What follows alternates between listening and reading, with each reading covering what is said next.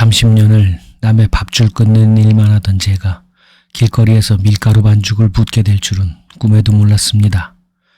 영하 10도의 매서운 칼바람 속에서 저는 300만 원이 넘는 맞춤 정장 바지 밑단을 대충 접어 올렸습니다. 그리고 그 위로 기름때가 잔뜩 묻은 낡은 앞치마를 단단히 둘렀습니다. 제 나이 61. 불과 1년 전만 해도 대기업 인사팀장이었던 저는 지금 아무도 모르게 위장 취업 중입니다. 여기는 왕복 2차선 도로, 건너편에서 파리만 날리고 있는 제 아들의 치킨집 앞입니다. 화려했던 과거의 명예도, 목에 힘을 주던 알량한 자존심도 지금 제게는 사치일 뿐입니다. 가스밸브를 열고 불을 당기자 파란 불꽃이 훅 하고 솟아오릅니다. 뜨겁게 달궈진 시커먼 무쇠틀 위로 뽀얀 반죽을 붓습니다. 촥 하는 경쾌한 소리와 함께 달콤한 냄새가 차가운 겨울 공기를 가릅니다. 파당금을 스푼으로 꾹꾹 누르던 제 손등 위로 굵은 주름이 도드라집니다. 두꺼운 서류철에 결제 사인을 휘갈기며 누군가의 책상을 치워버리던 그 잔인했던 손이 이제는 차가운 쇳덩이 손잡이를 쥐고 빵을 뒤집고 있습니다. 노릇하게 구워진 붕어빵을 꺼내며 고개를 살짝 들어 길 건너편을 보았습니다. 금요일 저녁 8시가 넘었는데도 텅 빈 가게 구석 테이블에 아들 승현이가 엎드려 있습니다. 그 굽은 등과 처진 어깨를 보니 날카로운 유리에 찔린 것처럼 가슴이 콱 막혀옵니다. 중견기업을 때려치우고 자기 장사를 해보겠다던 녀석의 뒷모습이 오버랩되며 제 속을 검게 태웠습니다. 저는 평생 아들에게 차갑고 무서운 아버지였습니다. 실적과 평가로 사람을 재단하던 직업병을 집 문턱을 넘어서도 버리지 못했거든요. 승현이가 무언가를 계획할 때마다 저는 늘 안 되는 이유부터 철저하게 분석해서 자존심을 날카롭게 찔렀습니다. 제 딴에는 아들을 강하게 키우겠다는 핑계였지만 돌이켜보면 상처만 남긴 칼질이었습니다.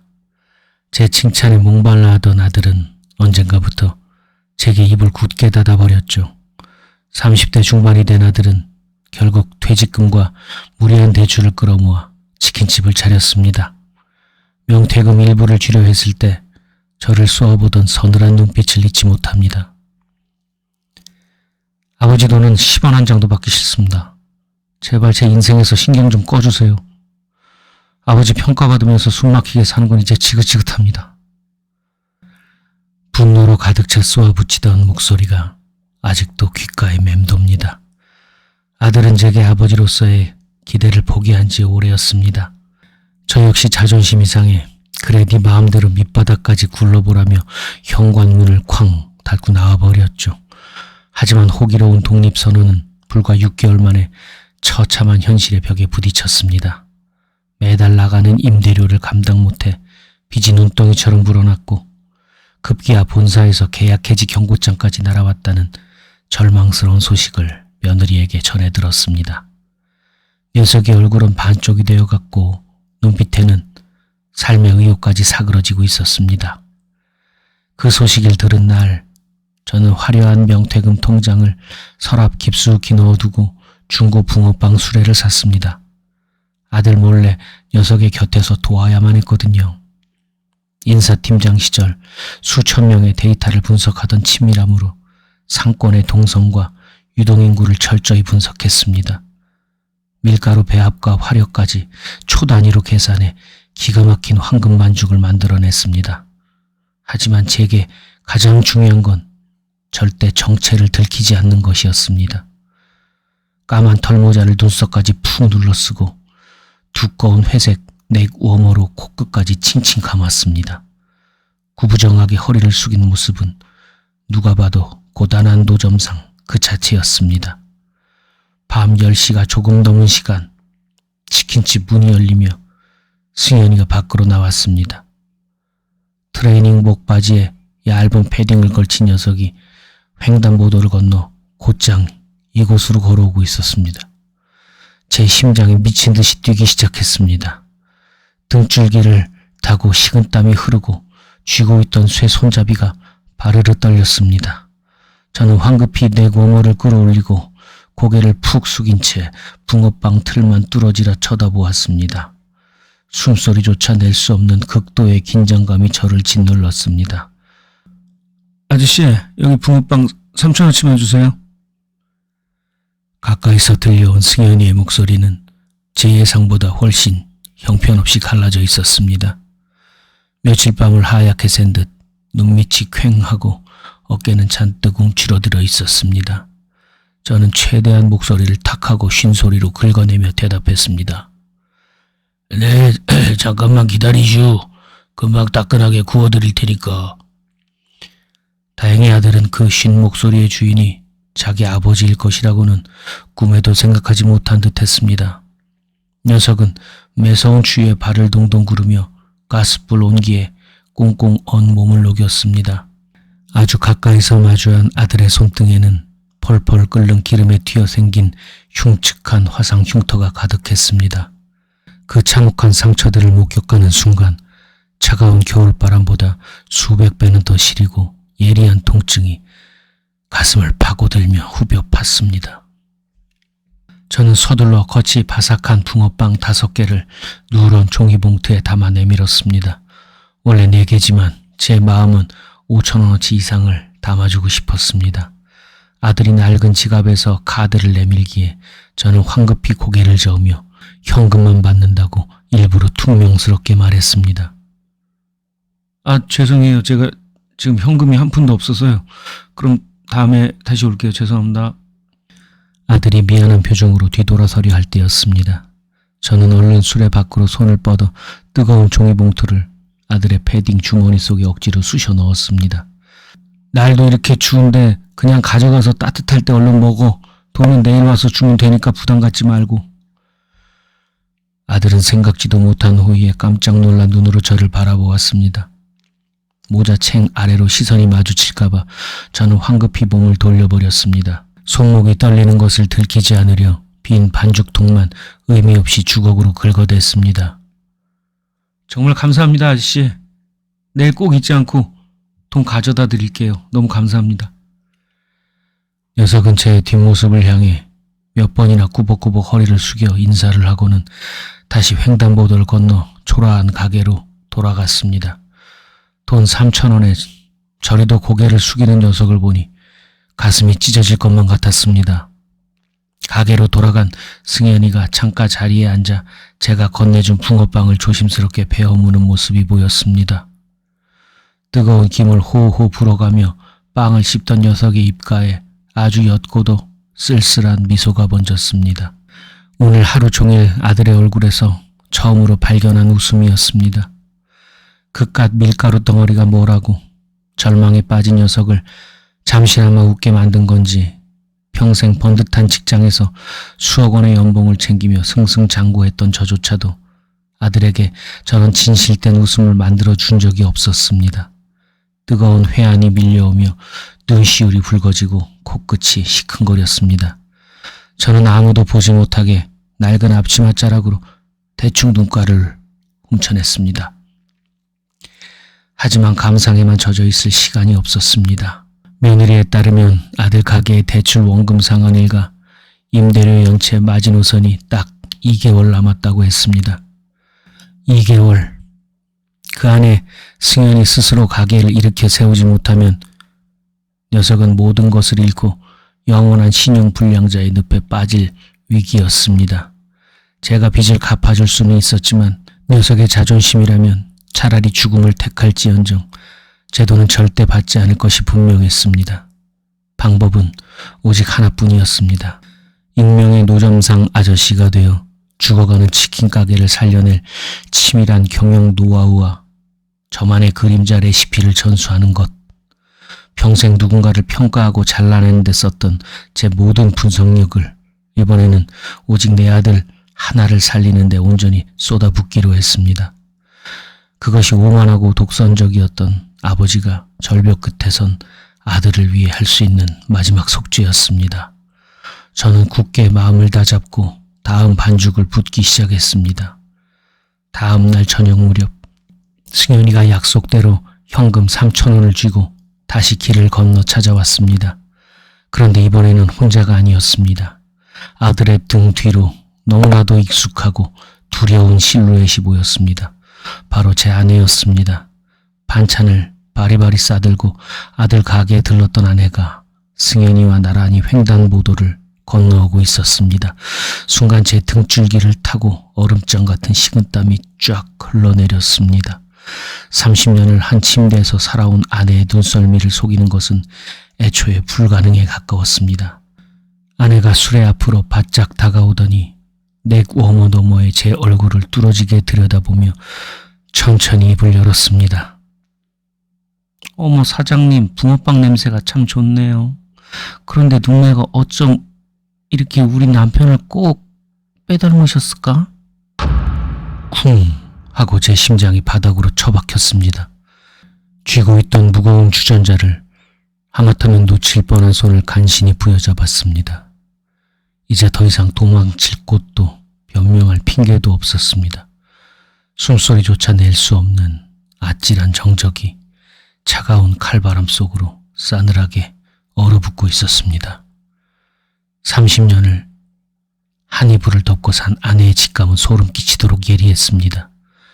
아내가 제 눈가를 뚫어지게 쳐다보며 한 걸음 더 다가왔습니다. 그 순간 제 머릿속에 이성이 미친 듯이 경고음을 울렸습니다. 여기서 들키면 끝이다. 내 마지막 속죄의 기회조차 날아간다. 저는 쥐고 있던 무쇠 집게를 빈 깡통 위로 탕 하고 신경질적으로 내던졌습니다. 그리고 얼른 등을 돌려버리며 내어본 적 없는 탁하고 거친 목소리로 기침을 토해냈습니다. 에라이, 매연 때문에 목구멍이 다 얼었네. 그 붕어빵 살 거 아니면 길이나 막지 마시오. 장사 방해되니까. 아무리 그래도 30년을 떠받들고 산 아내에게 길거리 잡싹인 행세를 하며 막말을 던지는 제 입술이 바로 떨렸습니다. 아내는 흠칫 놀라며 뒷걸음질을 쳤습니다. 옆에 있던 아들 승현이가 당황하며 아내의 팔을 끌어당겼습니다. 엄마, 갑자기 남의 얼굴을 왜 빤히 쳐다봐. 아저씨 화내시잖아. 얼른 가자. 아니, 눈매가 하도 익숙해서. 알았어. 사장님 수고하세요. 아내가 멋쩍은 듯 인사를 남기고 아들의 등살에 밀려 길을 건너갔습니다. 두 사람의 뒷모습이 치킨집 유리문 너머로 사라지고 나서야 저는 참았던 숨을 몰아쉬며 덜썩 간이 의자에 주저앉았습니다. 다리가 후들거려 도저히 서 있을 수가 없었습니다. 아내에게 막말을 던졌다는 죄책감과 간신히 정체를 숨겼다는 안도감이 뒤섞여 차가운 식은땀이 등줄기를 타고 흘렀습니다. 하지만 심장을 쓸어내릴 시간도 부족했습니다. 건너편 치킨집 상황은 제가 생각했던 것보다 훨씬 더 심각했습니다. 저는 붕어빵을 구우며 매일 밤 아들 가게의 동선과 손님들의 반응을 낱낱이 분석했습니다. 인사팀장 시절 수천 명의 인사 고과를 매기던 그 지독한 분석력이 이제는 아들의 닭 튀기는 과정을 해부하고 있었죠. 승현이의 치킨집은 기본부터 무너져 있었습니다. 녀석은 기름의 온도를 제대로 맞추지도 못한 채 닭을 튀겨냈고 튀김옷은 두꺼웠으며 손님이 들어와도 어두운 얼굴로 스마트폰만 쳐다보기 일쑤였습니다. 저렇게 장사하면 망하는 건 당연한 수순이었습니다. 평소 같았으면 가게 문을 박차고 들어가 그따위 정신상태로 무슨 장사를 하겠다는 거냐며 불호령을 내렸을 겁니다. 하지만 저는 더 이상 녀석의 상사도 호랑이 아버지도 아니었습니다. 그날 밤 새벽 2시 상가의 불이 모두 꺼진 캄캄한 골목에서 저는 붕어빵 수레를 정리하다 말고 노트 한 장을 푹푹 찢었습니다. 그리고 투박한 매직펜으로 글씨를 갈겼었습니다. 제 필체를 알아볼까봐 일부러 왼손으로 삐뚤빼뚤하게 눌러 적은 쪽지였습니다. 저는 주머니에서 작은 비닐팩 하나를 꺼내 쪽지와 함께 아들의 치킨집 셔터 문틈에 깊숙이 끼워 넣었습니다. 비닐팩 안에는 제가 며칠 밤을 새워 배합한 황금 비율의 염지가루가 들어있었습니다. 닭 튀김옷이 두꺼워 밀가루 냄새가 진동을 하오. 얼음물을 섞어서 반죽 온도를 낮추고 기름은 50마리 튀기면 무조건 새 걸로 가시오. 장사 이따위로 할 거면 일찌감치 때려치우든가. 옛다. 내가 쓰던 튀김가루니까 속는 셈 치고 내일 첫 닭은 이걸로 튀겨보시오. 앞집 붕어빵. 다음날 오후 붕어빵 기계에 불을 올리며 건너편을 훔쳐보았습니다. 승현이는 제가 셔터에 끼워둔 쪽지와 비닐팩을 들고 한참을 멍하니 서 있었습니다. 녀석은 고개를 들어 이쪽을 바라보았지만 저는 모자챙을 푹 눌러 쓴 채 반죽만 적고 있었습니다. 반신반의하던 아들은 결국 가게 안으로 들어갔고 1시간쯤 뒤 치킨집 환풍구에서는 평소와는 완전히 다른 알싸하고 고소한 기름 냄새가 골목을 채우기 시작했습니다. 그날 저녁 아들의 가게에 기적같은 작은 변화가 일어났습니다. 늘 반마리도 안 먹고 젓가락을 내려놓던 단골 하나가 뼈통을 가득 채우더니 추가 주문까지 하는 모습이 유리창 너머로 보였습니다. 승현이의 놀란 입이 떡 벌어지는 것이 횡단보도 건너편 제 자리에서도 선명하게 보였지요. 밤 11시, 거리의 인적이 끊길 무렵이었습니다. 승현이가 김이 모락모락 나는 캔커피 2개를 손에 쥐고 제 수레 앞으로 걸어왔습니다. 녀석의 표정은 어제와 달리 묘하게 상기되어 있었습니다. 아저씨 이거 드시면서 하세요. 너무 추운데. 아 뭐라 이런 걸 다 고마워요. 장사는 좀 나아졌소?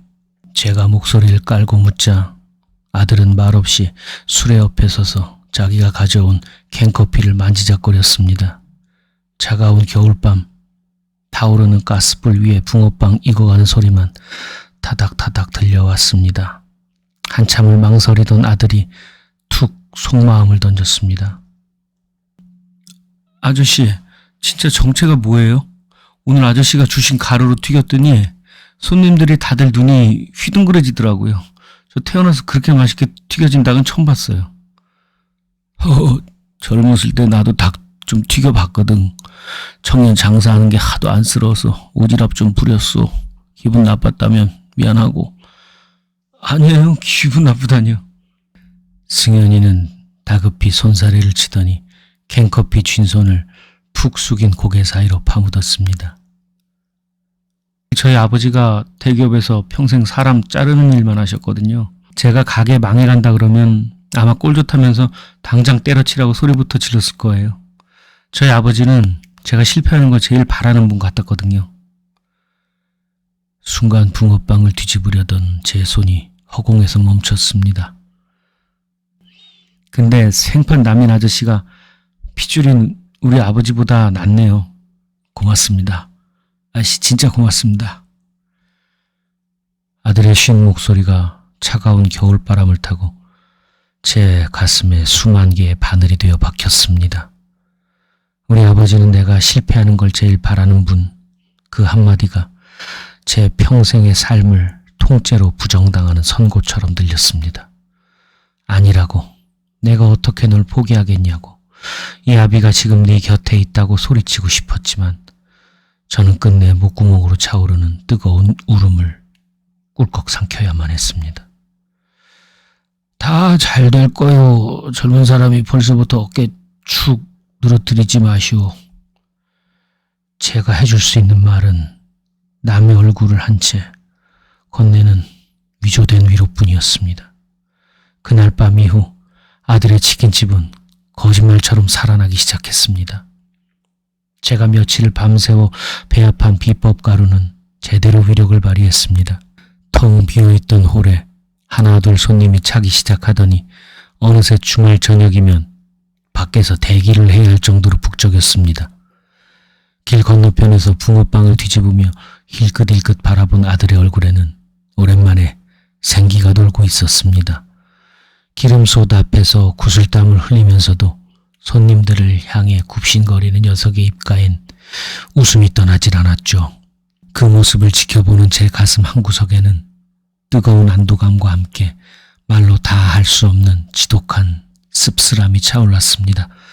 핏줄인 아비가 평생을 바쳐 모은 돈은 더럽다고 거절하더니 이름 모를 노점상 아저씨가 건넨 낡은 비닐팩 하나에는 저토록 아이처럼 웃으며 매달리다니 저는 그저 모자챙을 더 깊숙이 눌러쓴 채 묵묵히 밀가루 반죽만 부을 뿐이었습니다.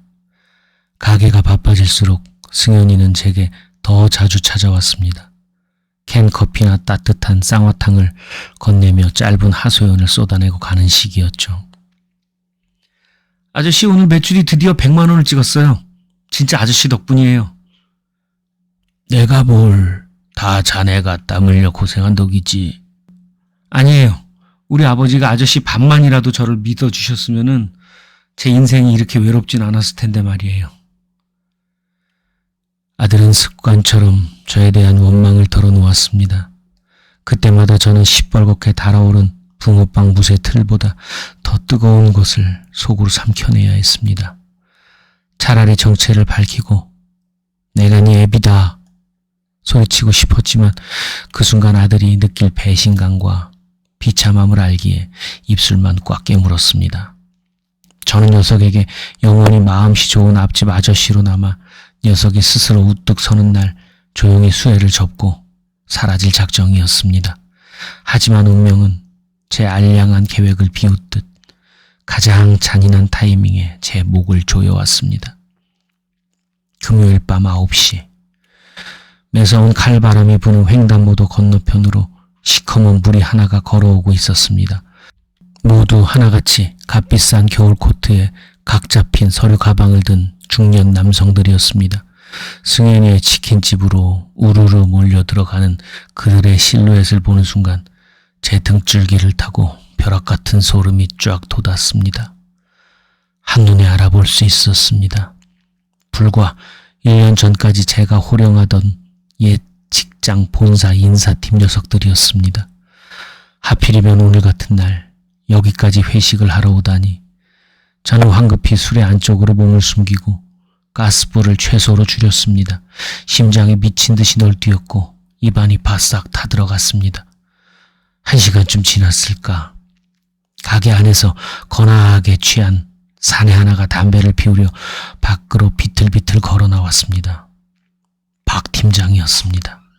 제가 인사팀장 시절 지독하게 물고 늘어지며 혹독하게 훈련시켜 기어이 팀장 자리에까지 앉혀놓았던 녀석. 담배에 불을 붙이던 박 팀장이 매서운 바람에 몸을 떨더니 김이 모락모락 나는 제 붕어빵 수레 쪽으로 비틀비틀 다가왔습니다. 아이고 추워라. 아저씨 여기 붕어빵 5,000원어치만 싸주셔. 저는 내 고머를 눈 밑까지 바짝 끌어올리고 고개를 푹 숙였습니다. 아무 대답 없이 집게로 붕어빵을 담는 제 손이 파르르 떨렸습니다. 제발 얼굴만 보지 마라. 이대로 빵 만들고 돌아가다오. 속으로 수천 번을 기도했습니다. 그런데 붕어빵 봉투를 건네받으려던 박 팀장의 손이 허공에서 딱 멈췄습니다. 봉투를 내미는 제 손등에 선명하게 그어진 흉터 때문이었습니다. 과거 워크숍 때 깨진 유리잔을 맨손으로 치우다 깊게 베었던 박 팀장도 똑똑히 알고 있는 그 흉터였습니다. 박 팀장의 시선이 제 손등에서부터 두꺼운 패딩을 거쳐 털모자 아래로 푹 숙인 제 눈가로 천천히 올라왔습니다. 가로등 불빛 아래 찰나의 순간 시선이 얽혔습니다. 취기가 가득했던 박 팀장의 두 눈이 경악으로 물들며 동공이 지진나듯 흔들렸습니다. 팀장님, 임도영 팀장님 아니십니까?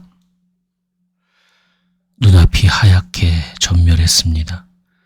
온몸의 피가 차갑게 식어내리는 것 같았습니다. 제가 평생을 바쳐 쌓아 올렸던 꼿꼿한 자존심과 명예가 길바닥으로 먼지처럼 부서져 내리는 순간이었습니다. 저는 반사적으로 수레 밖으로 튀어나가 박 팀장의 팔뚝을 억센 악력으로 틀어 쥐었습니다. 그리고 상가 옆 좁고 어두운 골목길로 그를 거칠게 끌고 들어갔습니다. 팀장님, 이게 대체 무슨... 아니, 퇴직하시고 왜 이런 길바닥에서...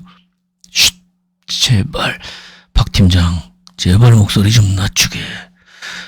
평생 그 누구 앞에서도 고개를 숙여본 적 없는 제가 새파랗게 젊은 옛 부하 직원 앞에서 덜덜 떨리는 목소리로 애원하고 있었습니다. 박 팀장은 낡은 앞치마를 두른 채 초라한 몰골을 믿을 수 없다는 듯 바라보며 입을 다물지 못했습니다. 저는 그의 코트 소매를 부여잡고 거의 빌다시피 속삭였습니다. 나를 봤다는 말 그 누구에게도 하지 말게.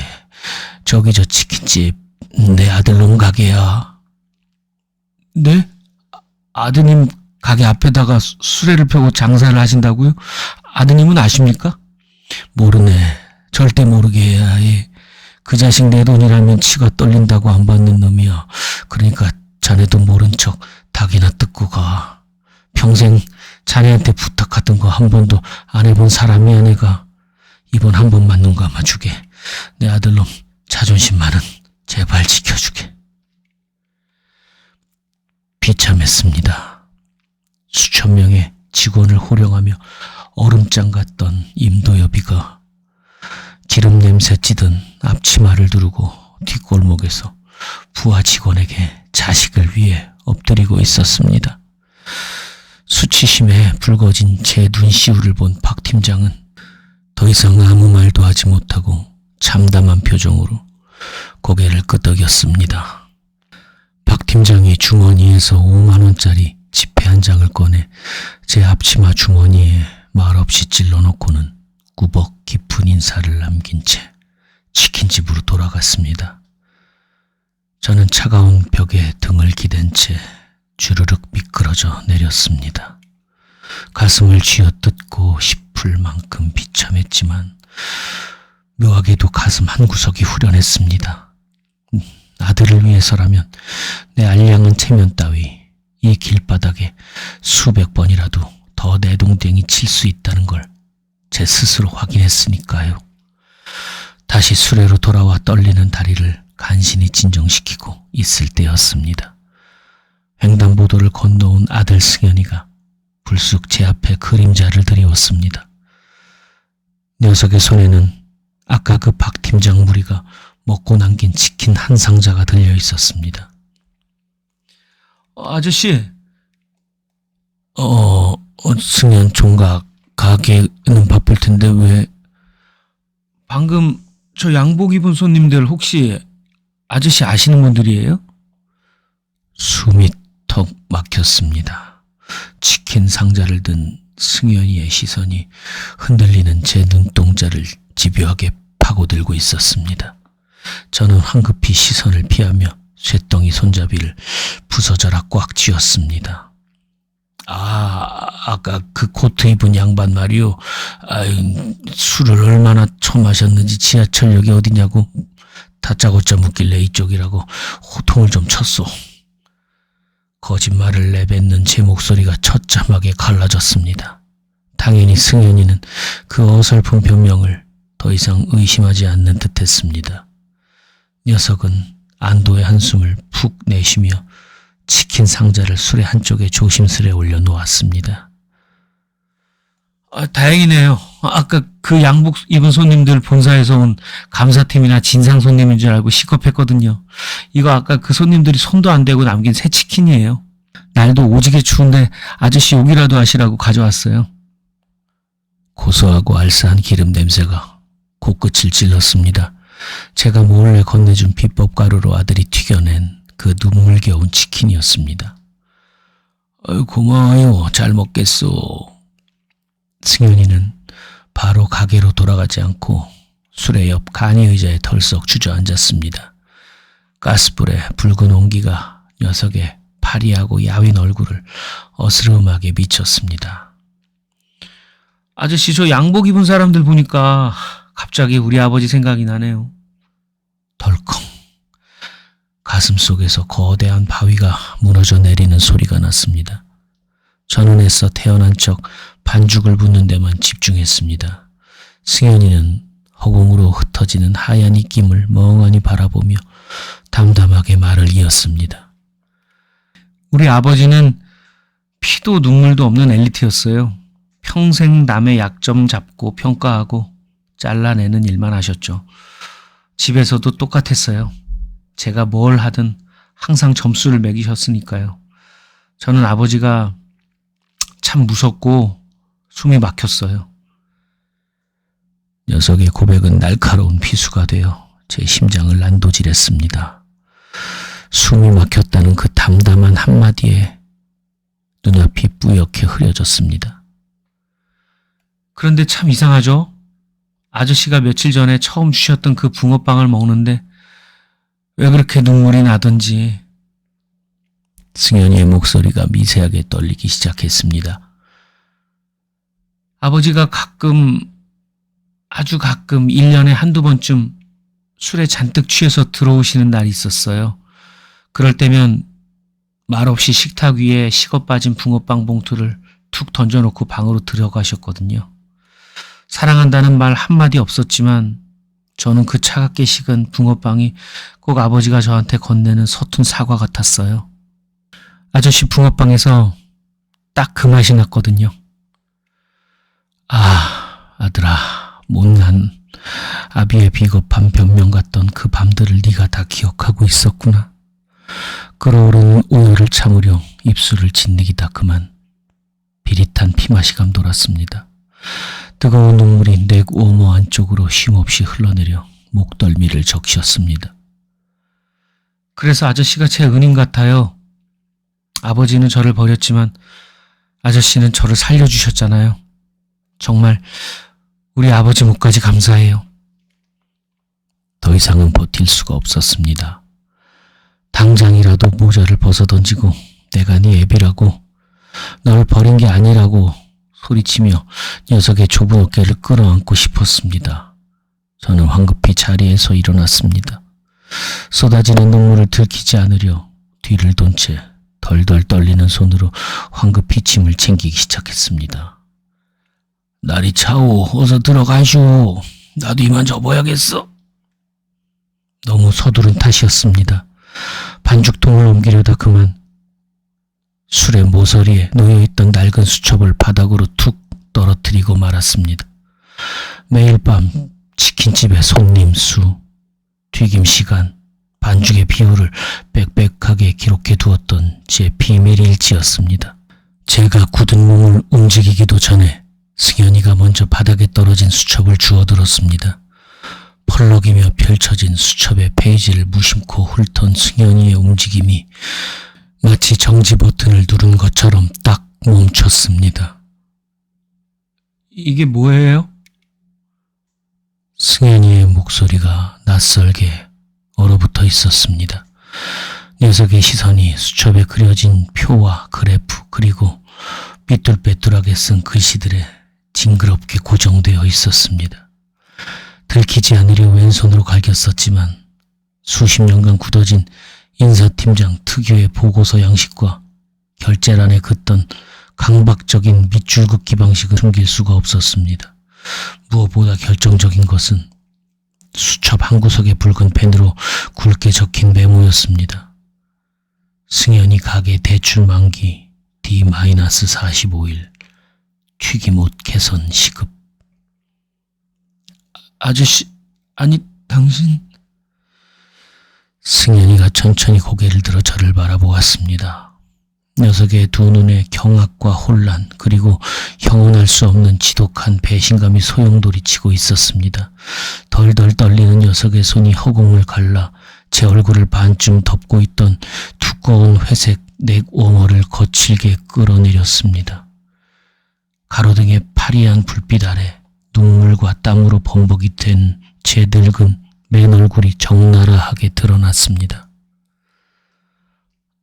아버지? 숨막히는 정적이 겨울밤의 텅 빈 골목을 무겁게 짓눌렀습니다.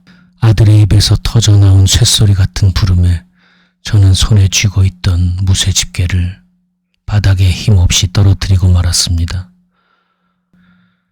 둔탁한 금소금만이 우리가 마주한 이 처절한 진실을 대신 울려주고 있었습니다.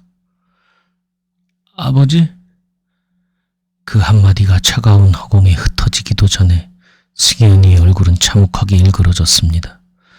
녀석의 시선이 바닥에 나뒹구는 수첩과 기름때 묻은 제 앞치마, 그리고 밀가루가 잔뜩 눌어붙은 제 거친 손을 바쁘게 오갔습니다. 이게 다 아버지가 하신 거였어요? 그 잘난 대기업 상무님이 대체 왜 이 땅 길바닥에서... 승현이의 목소리는 분노인지 슬픔인지 모를 감정으로 형편없이 떨리고 있었습니다. 녀석은 제가 자신을 돕기 위해 위장했다는 사실보다 평생 태산처럼 거대해 보였던 아버지가 이렇게 초라한 노점상 행세를 하고 있었다는 사실에 더 큰 충격을 받은 듯했습니다. 재미있으셨어요? 망해가는 아들놈 뒤에서 몰래 지켜보면서 그것 봐라, 내 도움 없이는 안 되지 하고 비웃으셨냐고요. 녀석의 조용한 절규가 텅 빈 겨울 골목을 날카롭게 찢었습니다. 오해와 원망으로 얼룩진 아들의 가슴팍이 거칠게 오르내렸습니다. 평소 같았으면 어디 애비한테 말버릇이 그게 뭐냐 며 당장 불호령을 내렸을 저였습니다. 하지만 저는 그저 고개를 푹 숙인 채 덜덜 떨리는 입술을 짓 깨물 뿐이었습니다. 비웃은 게 아니다. 간신히 쥐어짜낸 제 목소리는 늙고 병든 짐승의 신음 같았습니다. 비웃은 게 아니면 뭔데요? 왜 이렇게까지 사람을 비참하게 만들어요? 차라리 평소처럼 수표든 봉투나 던져주시지 왜 하필 이 추운 길바닥에서? 왜? 승현이는 기어이 참았던 눈물을 터뜨리며 바닥에 털썩 주저앉았습니다. 녀석의 손에는 제가 떨어뜨린 그 낡은 수첩이 구겨질 듯 꽉 쥐어져 있었습니다. 그 수첩 안에는 아들의 치킨집을 살리기 위해 제가 매일 밤 상권을 분석하고 튀김 온도를 1분 단위로 쪼개어 고민했던 수백 시간의 핏발선 기록이 고스란히 담겨 있었습니다. 승현이도 그걸 알고 있었습니다. 그래서 녀석은 아버지를 향한 배신감 때문이 아니라 그 낡은 수첩에 빼곡하게 담긴 지독하고도 처절한 부정의 무게에 짓눌려 오열하고 있는 것이었습니다. 저는 천천히 걸음을 옮겨 차가운 아스팔트 바닥에 주저앉아 짐승처럼 우는 아들의 곁으로 다가갔습니다. 그리고 한참을 허공에서 망설이던 손을 뻗어 녀석의 좁고 파르르 떨리는 어깨 위에 가만히 얹었습니다. 녀석이 중학생이 된 이후로 단 한 번도 이렇게 다정하게 만져본 적이 없었던 어깨였습니다. 승현아, 제 부름에 아들의 울음소리가 잠시 멎었습니다. 평생 남의 약점 잡고 목숨줄 자르는 법만 배우고 살았다.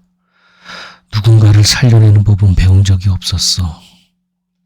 가슴 밑바닥에 딱딱하게 굳어있던 뜨거운 회한이 왈칵 쏟아져 내렸습니다.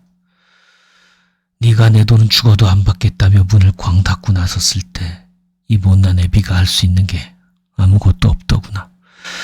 내 평생의 자랑이었던 치밀한 분석이니 기획이니 하는 것들이 자식의 실패 앞에서는 다 휴지 조각이었어.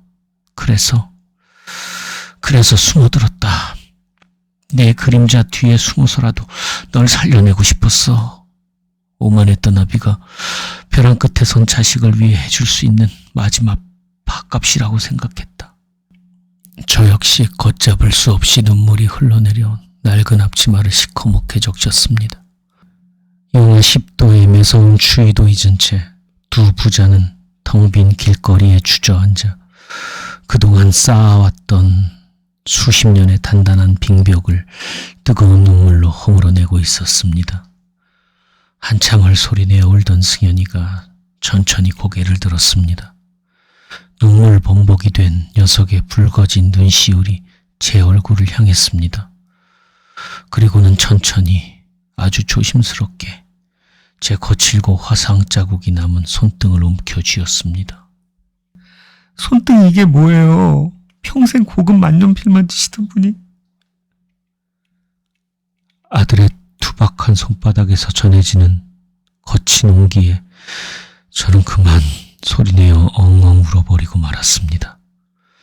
그것은 평생 가족의 생존을 위해 피도 눈물도 없는 괴물로 살아야 했던 가장의 지독한 서러움이자 드디어 아들에게 온전한 아버지로 수용받은 늙은 아비의 안도감이었습니다.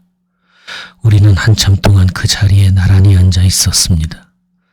등 뒤에 가스불 위에서 까맣게 타들어가는 붕어빵 냄새가 겨울바람을 타고 흩어졌지만 우리 중 누구도 신경 쓰지 않았습니다.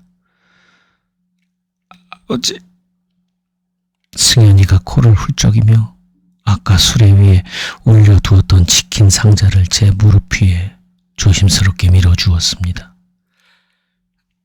아까 그 치킨 다 식기 전에 드세요. 제가 튀겼지만 아버지가 밤새워 만들어주신 우리 집안 비법 레시피잖아요. 저는 말없이 끄떡이며 아들이 쥐어주는 차가운 치킨 한 조각을 입에 넣었습니다. 찬바람을 맞아 기름기는 다 굳어버렸고 튀김옷은 눅눅해졌지만 제 평생 먹어본 그 어떤 최고급 요리보다 눈물겹도록 맛있는 한 입이었습니다. 씹을 때마다 짭짤한 눈물이 튀김옷 위로 뚝뚝 떨어져 섞여 들어왔습니다.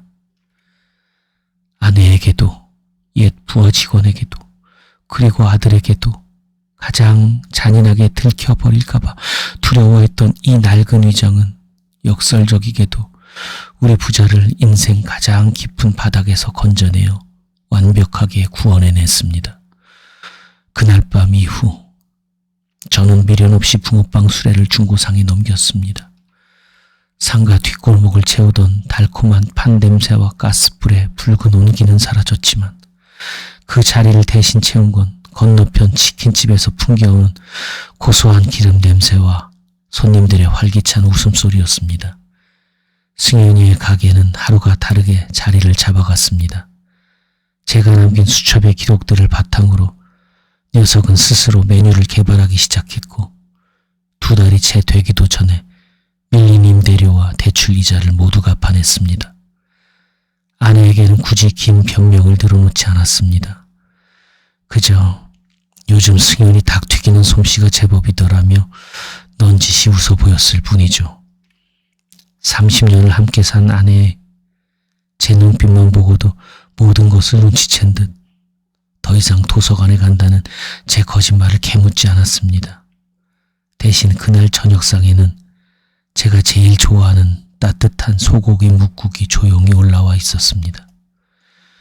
겨울의 끝자락, 매서운 추위가 한풀 꺾이던 어느 금요일 저녁이었습니다.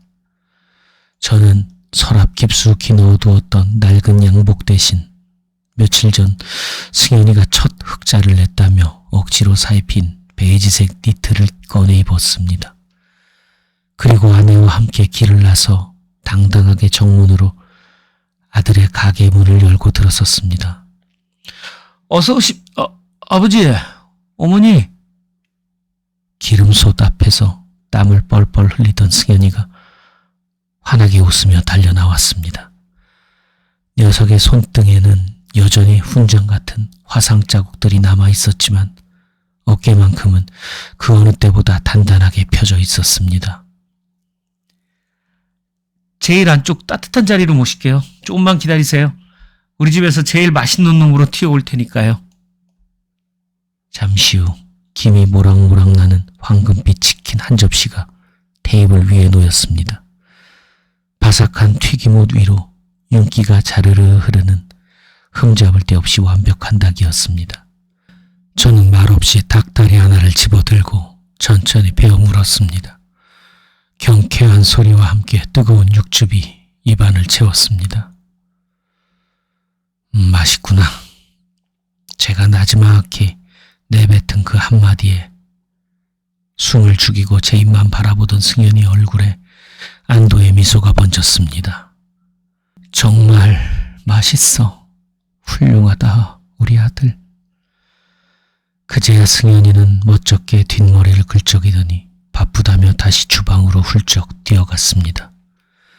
저는 창밖으로 시선을 돌렸습니다. 왕복 2차선 도로 건너편.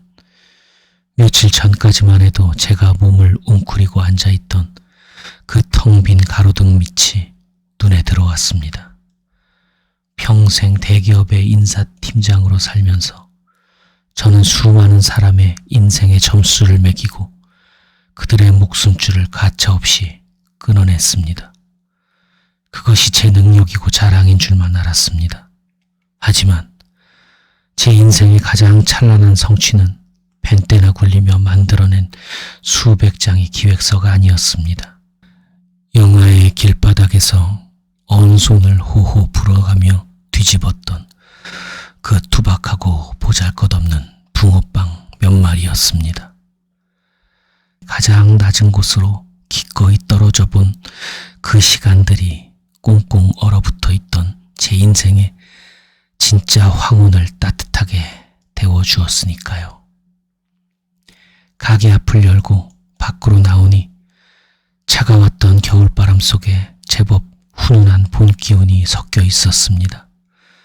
주머니에 손을 찔러 넣고 걷는 제 등 뒤로 감사합니다. 또 오세요. 하는 아들의 씩씩한 목소리가 골목을 쩌렁쩌렁 울렸습니다. 밤하늘을 올려다보며 저는 조용히 미소 지었습니다. 제 인생에 가장 매서웠던 겨울이 마침내 끝이 났습니다. 오늘 이야기 어떠셨나요? 노을빛 연서였습니다. 감사합니다.